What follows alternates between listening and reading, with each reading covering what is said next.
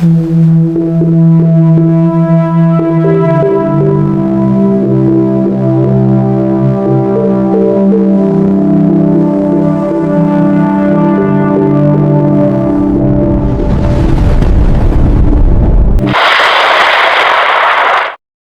po ang pinakabagong update sa Bagyong Tino ngayong Lunes, November 3, 2025. Sa kasalukuyan, ang Bagyong Tino ay isa ng severe tropical storm na may lakas ng hangin umaabot sa 100 km per hour at may paglugso na 125 km per hour. Kumikilos ito pakaduran, bahagyang lumalapit sa silangang bahagi ng Visayas at Mindanao. Kaya naman, pinaalalahanan ng lahat na maghanda sa posibleng pagtama nito sa ating kalupaan. Dahil dito, nakataas na ang wind signal number 2 sa mga sumusunod na lugar.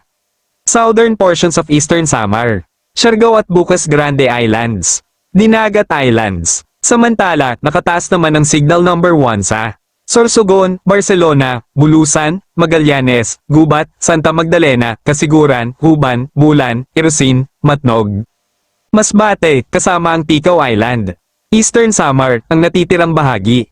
Northern Samar, Samar, Biliran, Leyte, Southern Leyte, Cebu, kasama ang Camotes at Bantayan Islands. Bohol, Negros Oriental, Northern at Central portions, Canlaon City, Valle Hermoso, City of Gihulngan, La Libertad, Himalalod. Tayasan, Ayungon, Bindoy, Mabinay, Manhuyod, Bais City, City of Tanhay, Amlan, San Jose. Negros Occidental, Northern at Central portions, San Carlos City, Isabela, La Carlota City, Cadiz City, Bago City, Enrique B. Magalona, Tuboso, Valladolid, Salvador Benedicto, Sagay City. San Enrique, City of Cabangcalan, Hinigaran, Bacolod City, La Castellana. Moises Padilla, Murcia, City of Escalante, Binalbagan, Calatrava, Silay City, Pulupandan, City of Himamaylan, City of Victorias, City of Talisay, Pontevedra, Manapla, Guimaras. Iloilo, Northern at Central portions, Calinog, New Lucena, Masin, Estancia, Batad. Oton, Concepcion, Pavia, Dueñas, Balasan, Barotac Nuevo. Ahoy, Iloilo City, Anilao, San Dionisio, San Miguel, Mina. Santa Barbara, Barotac Viejo, Leganes, Carles, Dingle, Zaraga. Bingawan, Cabatuan, Alimujan, Dumangas, San Rafael, San Enrique. Badyangan, Banate, City of Pasig, Pototan, Lambunao, Lemery, Sara, Haniway, Capiz. Surigao del Norte, ang natitirang bahagi. Surigao del Sur, Northern portion, Carrascal, Cantilan, Madrid, Carmen, Lanuza, Cortez, City of Tandag, San Miguel, Tago, Bayabas, Caguait. Agusan del Sur, Northeastern portion. Agusan del Norte, Northern portion. Sa mga lugar na ito, inaasahan ng hangin na aabot sa 39 hanggang 61 km per hour. Hindi pa natin mararamdaman ang malakas na hangin sa ngayon, ngunit mayroon tayong palugit upang makapaghanda sa pagdaan ng Bagyong Tino. Sa mga susunod na oras, posible itong maging typhoon category. Kaya, manatiling alerto at updated sa mga bagong ulat panahon na aming ilalabas dahil posible pang madagdagan ang mga wind signal. Dahil sa Bagyong Tino, mayroon din tayong weather advisory o babala sa malakas na pag-ulan. Inaasahan ng 50 hanggang 100 mm na pag-ulan sa Aurora, Quezon, Camarines Norte, Camarines Sur, Catanduanes, Albay, Sorsogon, Masbate, Romblon, Aklan, Capiz, Antique, Iloilo, Guimaras, Negros Occidental, Negros Oriental, at Cebu. Samantala, 100 hanggang 200 mm na ulan naman sa Northern Samar, Eastern Samar, Biliran, Leyte, Southern Leyte, at Dinagat Islands. Pinaghahanda ang mga nabanggit na lugar sa biglaang malalakas na pag-ulan na maaaring magpabaha sa mabababang lugar at pagguho ng lupa. Bahagyang nakakaapekto na ang Bagyong Tino sa bansa kung saan tumatama na ang mga cloud cluster na nagdudulot ng maulap na papawirin at pag-ulan. Base sa latest outlook, nagbago ang posibleng daanan ng Bagyong Tino. Posible itong maglandfall sa Southern Samar, Leyte, Northern Cebu, patungong Negros Islands region, bago maglandfall sa Northern Palawan. Kaya sa ating mga kababayan sa Visayas, maging alerto po tayo dahil posible pang bumaba o tumaas ang track ng sentro ng Bagyong Tino. Mas mainam na maging alerto at updated. Bukod sa Bagyong Tino, patuloy pa rin nating minomonitor ang low pressure area sa silangang bahagi ng Mindanao. Sa ngayon, wala naman itong direktang epekto. Ang hanging amihan at shear line ang nagdudulot ng maulap na papawirin at pag-ulan, lalo na sa silangang bahagi ng bansa. Samantala, may nakataas na gale warning sa baybayin ng Northern Samar, Eastern Samar, Southern Coast of Samar, Eastern Coast of Leyte, Eastern Coast of Southern Leyte, Silago, Hinunangan, Hinundayan, Anahawan, San Juan, Saint Bernard, San Ricardo, Pintuyan, San Francisco, Liloan, Surigao del Norte, at Dinagat Islands kasama ang Siargao at Buques Grande Islands. Bawal po ang anumang activities sa mga nasabing lugar. Light to moderate ang inaasahang lagay ng karagatan maliban sa hilaga ng bansa kung saan rough sea condition o maalon ng karagatan. Para sa karagdagang impormasyon, pakinggan po natin ang ating kasamahan. Ingat po tayong lahat. Kaninang ay nag-intensify pa si Bagyong Tino into a severe tropical storm, binabaybay pa rin ito yung karagatan.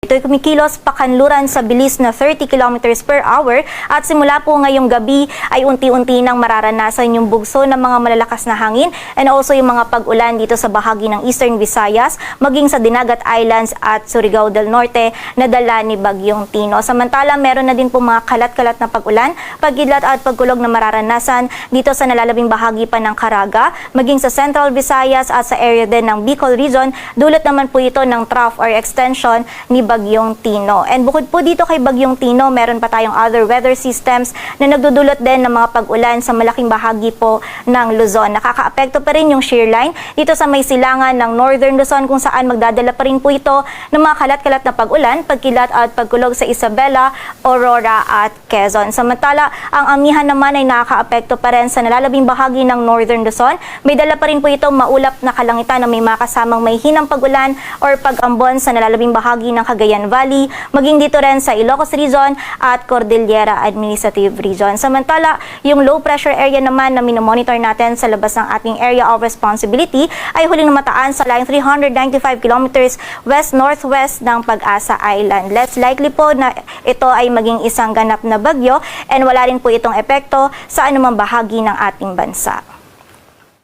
At ayon nga dito sa ating latest forecast track analysis ni Bagyong Tino, generally ito po'y kikilos pa westward or pakanluran patungo dito sa may Eastern Visayas, Caraga area. Posible po itong maglandfall either dito sa Eastern Samar or Dinagat Islands late evening or by Tuesday early morning. And between Tuesday and Wednesday ay tatawirin po nito ang Visayas area patungo dito sa may Northern Palawan, and by Wednesday onwards naman ay lalabas na po ito ng ating kalupaan at babaybayin naman ito ang West Philippine Sea. So expect po natin simula po ngayong gabi medyo unti-unti nang nararamdaman yung bugso ng mga malalakas na hangin dito sa may silangan ng Visayas at Mindanao.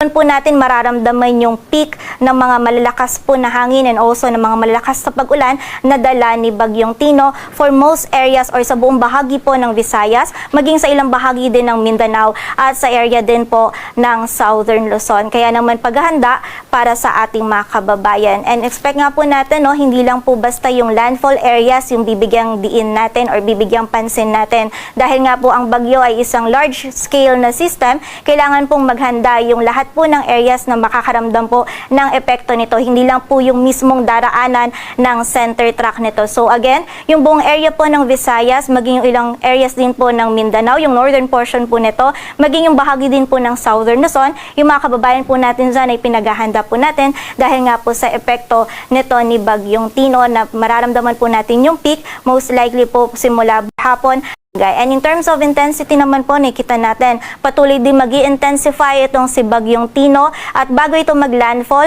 ay magre-reach ito or mag-i-intensify pa ito into a typhoon category, and hindi rin po natin i-rule out yung possibility dahil nga ito ay nasa karagatan pa na magkaroon po ito ng posible mag-undergo ito ng rapid intensification. So posible po or hindi natin i-rule out yung possibility na maabot din po nito yung super typhoon category. And also we have to consider din yung tinatawag natin na cone of confidence kung saan posible pong maging mas mataas pa or mas mababa yung track ni Bagyong Tino. But nakita po natin yung malaking bahagi pa rin po ng Visayas at ilang areas ng Mindanao maging yung Southern Luzon yung maapektuhan po ni Bagyong Tino. Kaya muli, paghahanda po para sa ating mga kababayan.